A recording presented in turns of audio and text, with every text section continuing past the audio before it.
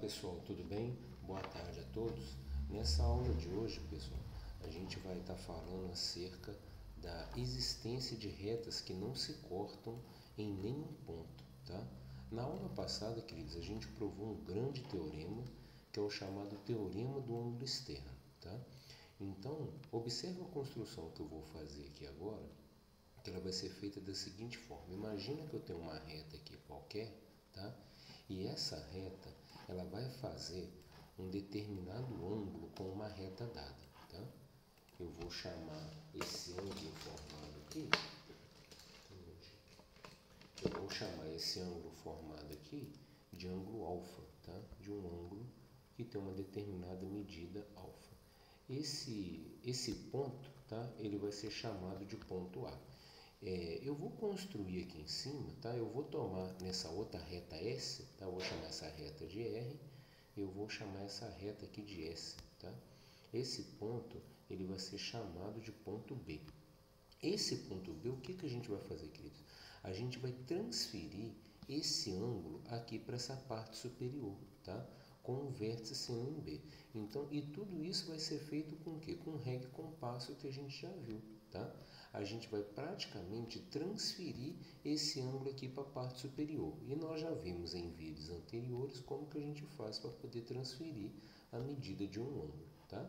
Imagina que a gente faz essa transferência com perfeição, tá? Utilizando a régua e o compasso, e a gente transfere o ângulo direitinho e a gente vai supor que a gente faz aquela transferência e esse ângulo aqui ele também vai ser um ângulo de medida alfa, tudo bem?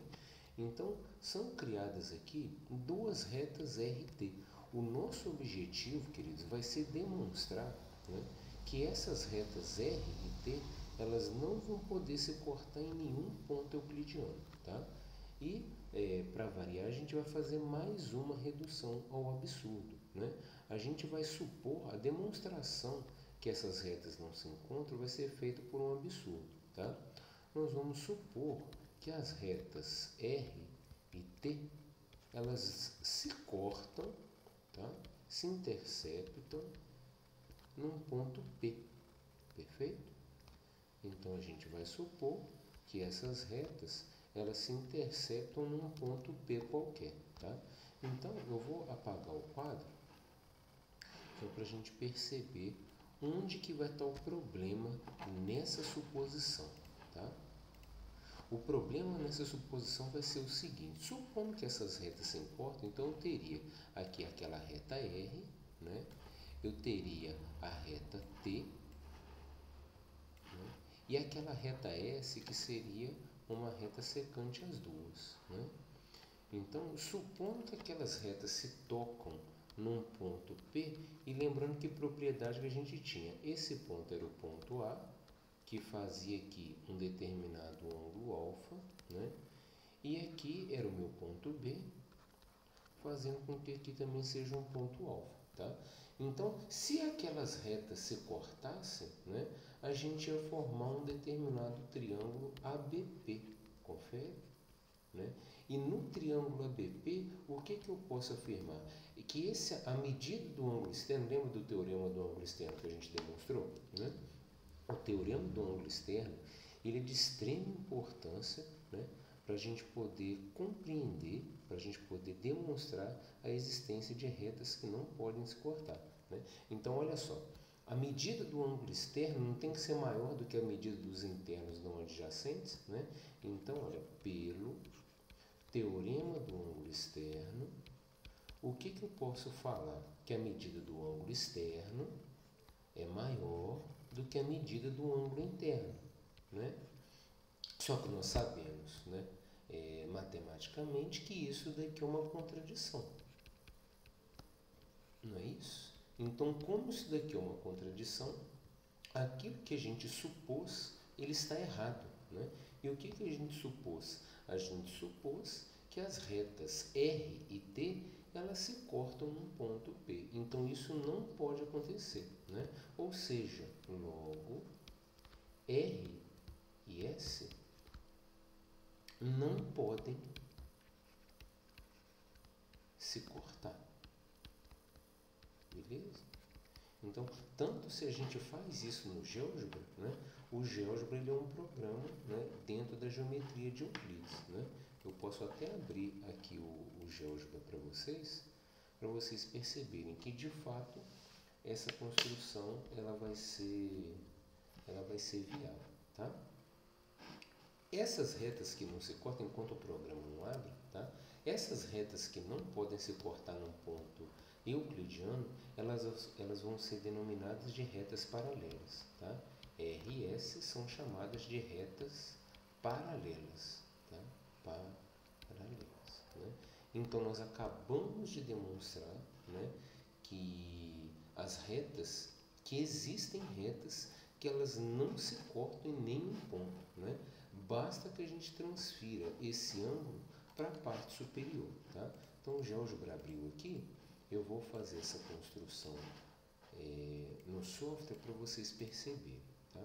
Eu vou desenhar aqui uma reta qualquer, é como se fosse a nossa reta R.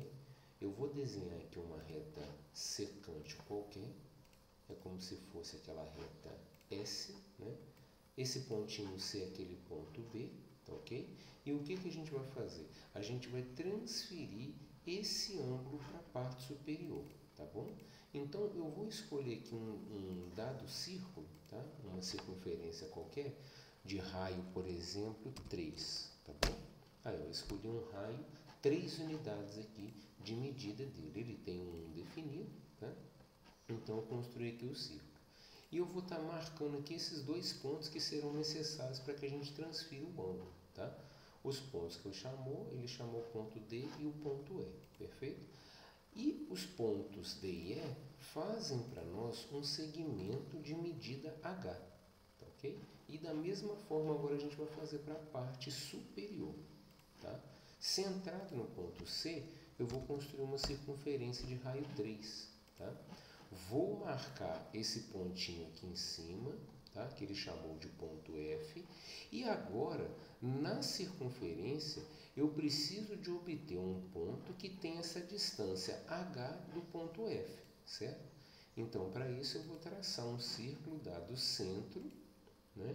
E o nosso raio, que vai ser aquela medida H que o programa já tem, né, arquivado.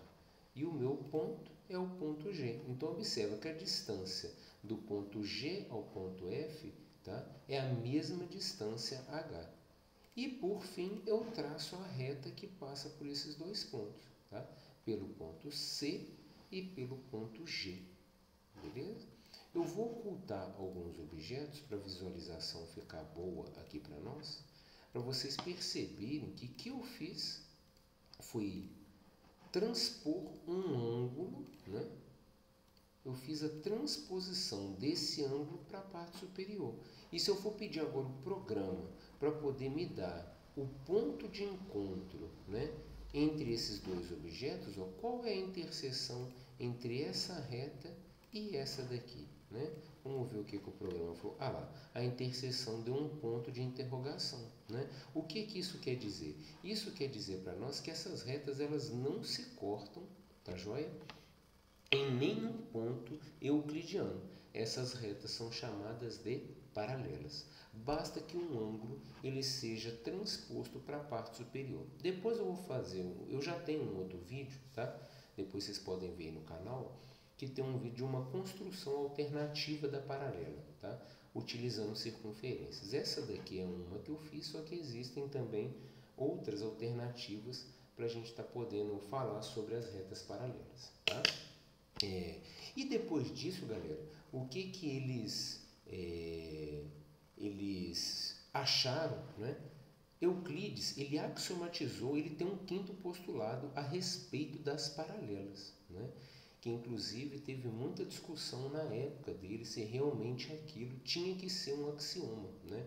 Se ele não era uma demonstração dos postulados anteriores, né? A respeito do quinto, né? Esse é o famoso quinto postulado. O quinto postulado de Euclides, o que ele fala para nós? Ele fala para nós que é única a reta paralela. Imagina que se você tem um ponto aqui, né? Um ponto R, e você tem aqui fora um ponto P, né? O quinto postulado de Euclides, ele fala que é única a reta paralela, a reta R, passando por um ponto fora dela, né?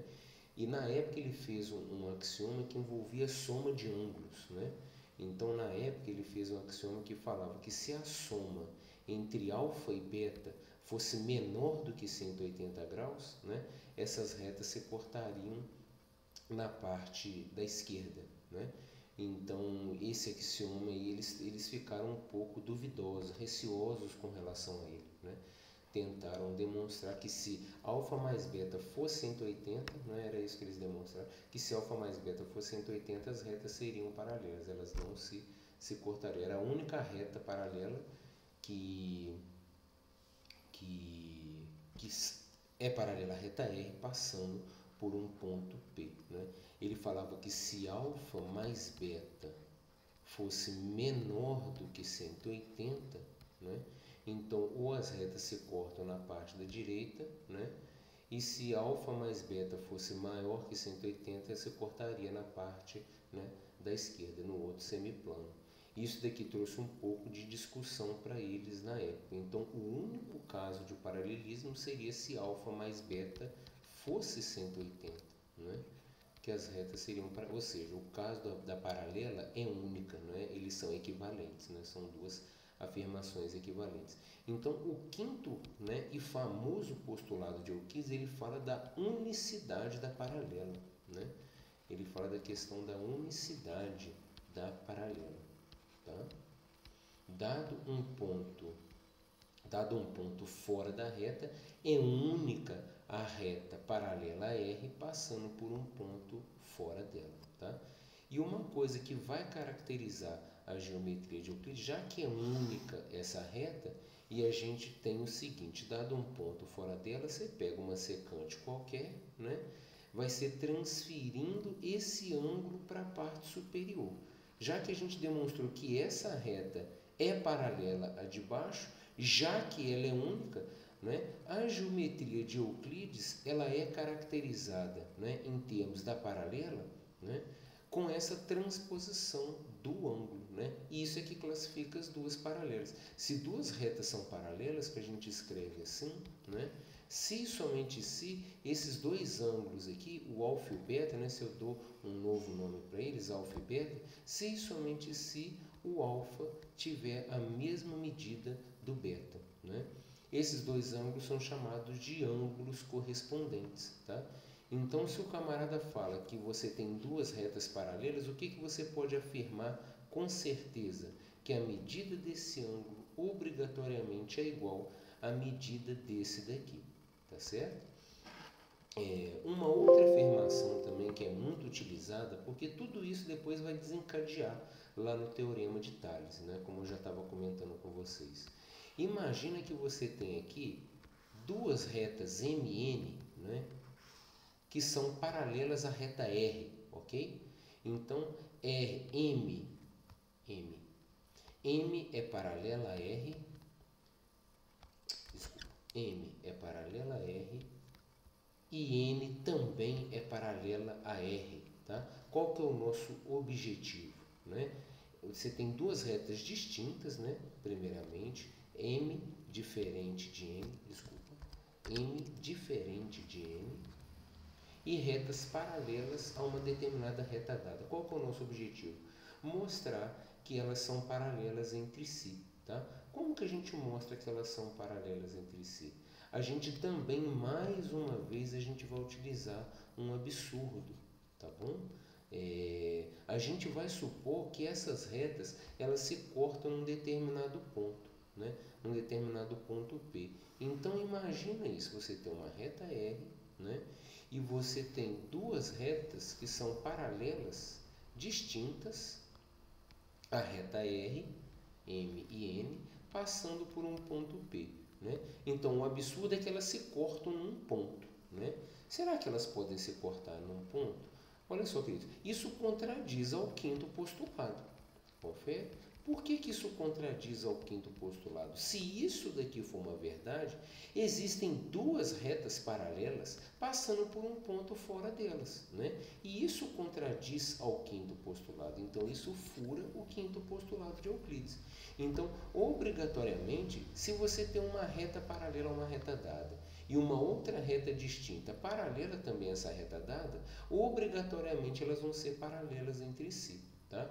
Esse princípio ele vai ser muito utilizado lá no Teorema de Tales, que a gente vai ver daqui a umas 2 semanas mais ou menos, tá? E um outro ponto que é muito importante também, um outro resultado, que ele fala da soma dos ângulos internos de um triângulo. Agora a gente consegue provar que a soma das medidas dos ângulos internos de um triângulo, né? A soma dos ângulos internos de um triângulo é sempre 180 graus, né? Às vezes são coisas que são dadas sem demonstração no ensino básico, né? Esse é um dos grandes problemas da matemática, no ensino de matemática no Brasil, né? Muitas coisas são ensinadas e poucas oportunidades são dadas para os meninos de fato conseguirem entender o porquê das coisas, né? Isso é muito ruim quando a gente aprende uma coisa, né, sem ter feito a demonstração dela, né? Isso é complicado. Então, imagine que eu tenho aqui um triângulo ABC, né?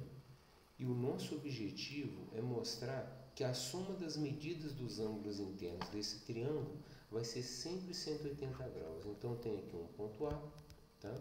Eu tenho aqui um ponto B e eu tenho aqui um ponto C, ok?